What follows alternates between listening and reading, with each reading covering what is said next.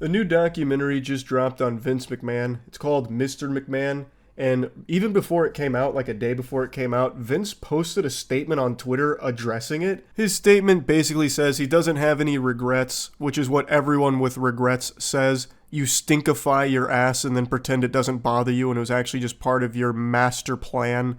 He goes on to say that he thought he was going to be participating in an objective story about his life, but it turns out it was all a misrepresentation, misleading, using editing tricks and out of context footage, smoke and mirrors to distort viewer perception. It's all a bunch of hooey. They trapped you in a genjutsu to make you not like Vince McMahon. When I heard he made this statement, immediately trying to cushion the blow of how bad this documentary must make him look, I went into this expecting a very scathing deep dive into a lot of the deplorable shit Vince McMahon is guilty of doing.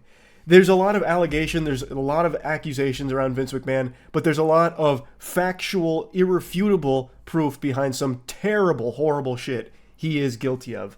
And I thought this documentary was going to be getting into the weeds of all of it. Especially because not only did Vince McMahon put out that statement, he apparently even tried to purchase the documentary so it would never see the light of day. So he was actively trying to bury it, according to some sources. So I was like, holy shit, this must blow the lid wide open here. I really thought this documentary was gonna fucking stone cold stunner Vince and finally show to the whole world just what a massive piece of shit he is.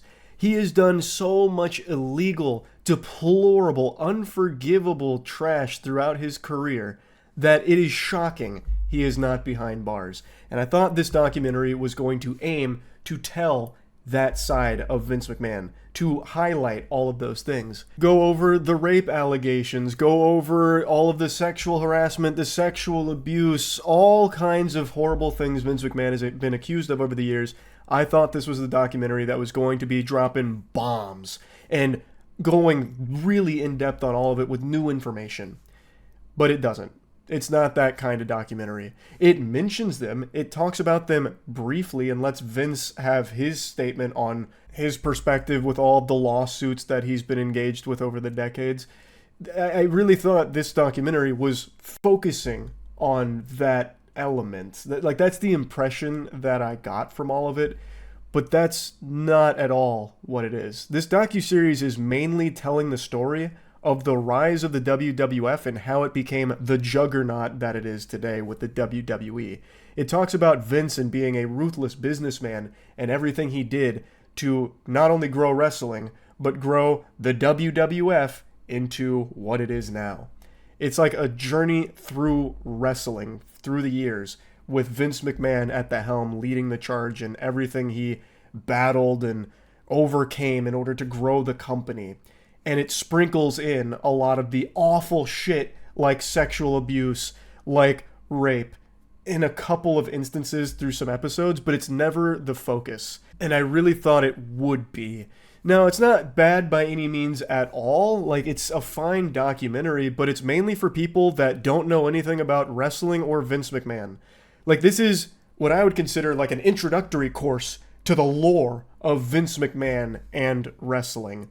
It gives you little tiddlywinks, little bits and pieces, appetizers of the controversy, the awful shit Vince has done, as well as controversy in wrestling and controversy when growing wrestling, this and that. But it's not really a slam dunk piece on Vince McMahon. It's not really there challenging Vince McMahon on a bunch of things. They do occasionally challenge him on a couple of his statements in the documentary, but that's not what this docuseries is about, really. And in their defense, at least to a certain extent, this was filmed, the interviews, most of them, and a lot of the information was filmed before the most recent set of allegations were made public.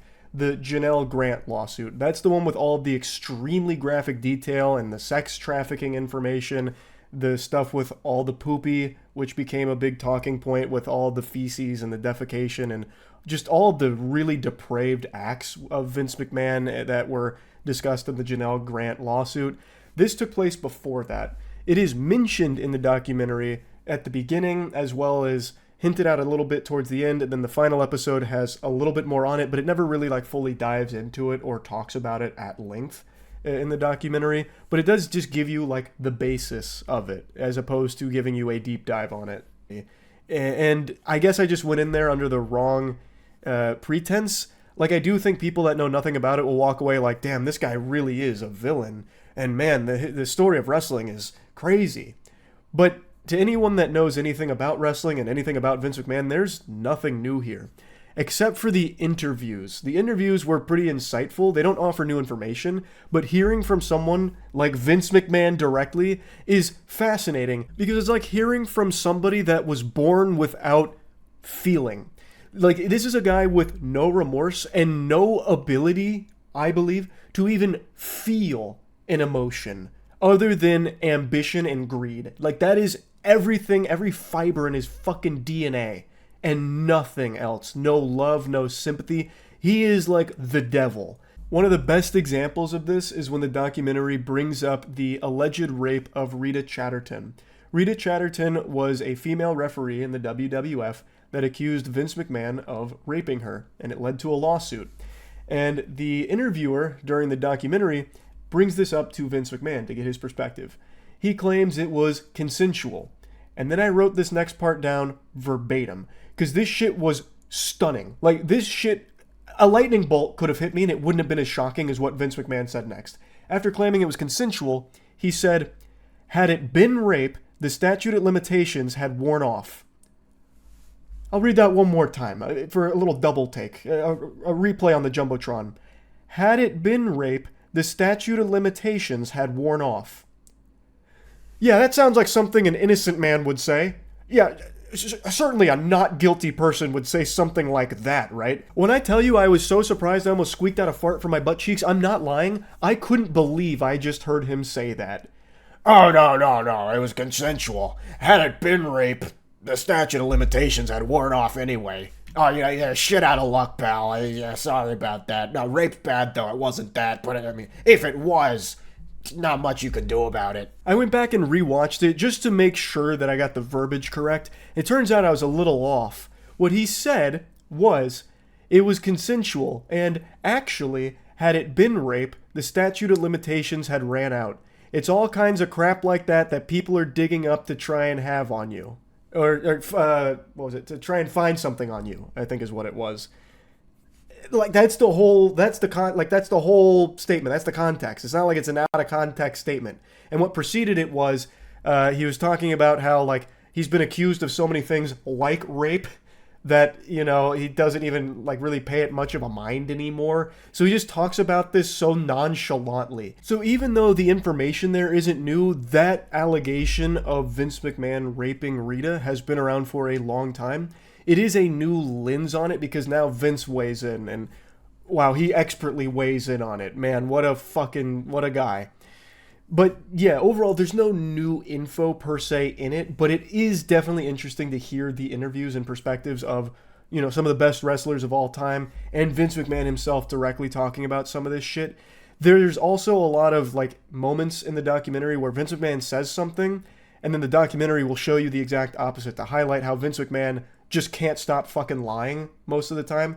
Like, you can't trust anything that comes out of his mouth, like, at all. So Vince McMahon will blatantly lie about something, and the documentary then played, like, a clip that immediately contradicts what he said, which I appreciate, and that does, like, critique him and criticize him, challenge him to a certain extent. I just thought that was going to be most of the content of the documentary, and it's not. That's just a component of it. The bulk of the documentary is, again, on the rise of the WWF and the ascension into this multi-billion-dollar company and all the controversies that led to it and all the business decisions that led to it and all the people involved, not just Vince. So I do want to reiterate that it's not a bad documentary, but it's one I went into with the wrong perception of what I was going to be watching. Anyway, though, just kind of wanted to talk about that. Vince McMahon is a huge piece of shit. I do recommend at least watching this to get the basics on some of the horrible shit, not even the full story on all of his crimes and awful, horrible, unforgivable shit that he's done over the years, but it's at least a good Cliff Notes version of it. So yeah, that's really about it. See ya.